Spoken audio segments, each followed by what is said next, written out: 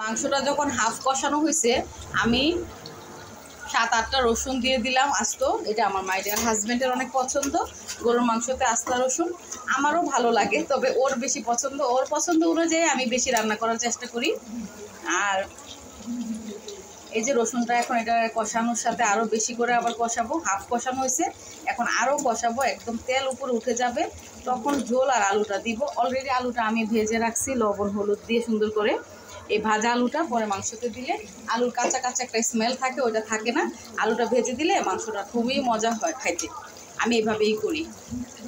আর এদিকে ডাল চাল সুন্দর করে ভাজতেছি, কারণ যত বেশি চাল ডালটা ভাজা হবে পোলাওটা তত বেশি ঝরঝরা হবে। আর এটা তো খিচুড়ি হবে, পোলাও না, জাস্ট আজকে খিচুড়ি রান্না করব। হালকা একটু হলুদ দিব, আবার হলুদ না দিয়ে সাদাও রাখতে পারি, ঠিক নাই। তো আমি জাস্ট এখানে মসুর ডাল আর মুগ ডাল দিয়েছি পোলাও চালের সাথে, এখন ভালোভাবে ভাজে নিতেছি আর কি। আর এদিকে মাংস কষানোর জন্য আমি আবার ঢাকনা দিয়ে দিব, যাতে এটা ভালোভাবে আরেকটু কষে। ওয়াটার কেটলিতে গরম পানি করে নিছে, আর গরম পানিটা অলরেডি হয়ে গেছে। এখন খিচুড়িতে পানিটা দিয়ে দিব। এখন আলুটা দিয়েছি, আলু দিয়ে আবার কষাইতেছি। এই যে আলুগুলো ভাজা ভাজা করেছিলাম, এখন আলুগুলো সাথে দিছি। আলুগুলো দেওয়ার পরে আবার একটু কষায় তারপর গরম পানি দিব। আর খিচুড়ির কি অবস্থা দেখি, এত খিচুড়িও হয়ে যেতেছে আলহামদুলিল্লাহ।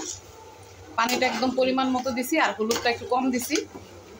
আমি তো সাদা খিচুড়ি বেশি রান্না করি, তো আমার হাজবেন্ড বললো যে একটু হলুদ দিয়ে দাও।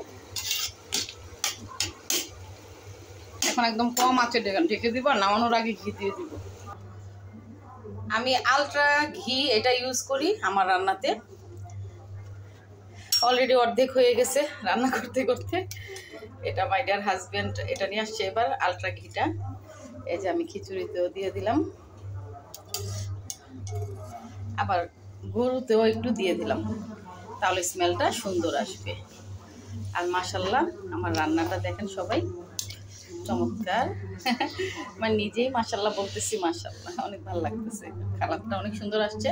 আসলে বাইরের অন্ধকারের কারণে এই যে কালারটা দেখাচ্ছি। আর এই যে খিচুড়িটাও মাশাল্লাহ একেবারে ঝরঝরা হয়ে গেছে। তো সবাই ভালো থাকবেন। রোজাপুর ভিডিওটা যদি ভালো লাগে অবশ্যই সবাই লাইক কমেন্ট করতে ভুলবেন না। আর এই তো মজার মজার রান্না, আজকে স্পেশাল ডেতে স্পেশাল রান্না। আজকে বেশি কিছু আইটেম করবো না, জাস্ট এই গরুর মাংস খিচুড়ি আর সাথে থাকবে ভর্তা।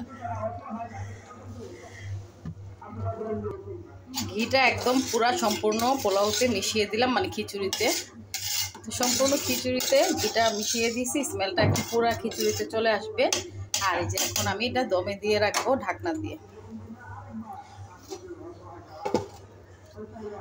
আর এদিকে গরুর মাংসের আঁচটা একদম কমাই দিব, আরও সুন্দর করে গলে যাবে। অলরেডি গলে গেছে, সিদ্ধ হয়ে গেছে।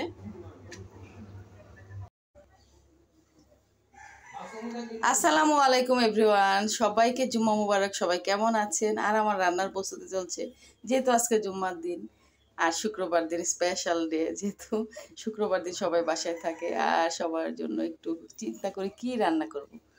তো এই ব্লগটি দেখার জন্য সম্পূর্ণ সঙ্গে থাকবেন ইনশাল্লাহ। পুরো ব্লগ আজকে আসতেছে সন্ধ্যা 6টায় এটা আপলোড দিব পুরো ভিডিও।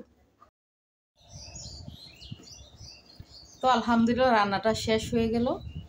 এখন চুলা অফ করে দিয়ে এই তো সব কিছু রেডি করতেছি, ওরা নামাজ পড়ে এসে খাবে। আর মাশাল্লাহ এই যে খিচুড়িটা একদম ঝরঝরা হয়েছে, আর ঘিয়ের স্মেলটা খুব ছড়াচ্ছে, ভালো লাগছে। আজকে একটা জিনিস দিতে ভুলে গেছি, কাঁচামরিচ দিতে ভুলে গেছি খিচুড়িতে। আল্লাহ, এটা কার কার এমন হয়? আমার আজকে খিচুড়িতে কাঁচামরিচ দিতে একেবারেই মনে নাই। আর মাংসটা এত সুন্দর ছিল, সফট হয়ে গেছে সিদ্ধ হয়ে, আর রসুনগুলো একেবারে সিদ্ধ হয়ে গলে গলে গেছে। মাশাল্লাহ কালারটাও দারুণ আসছে। তো পাতিলের সাইডগুলি মুছে দিলাম, দেখতে সুন্দর লাগতেছে এখন।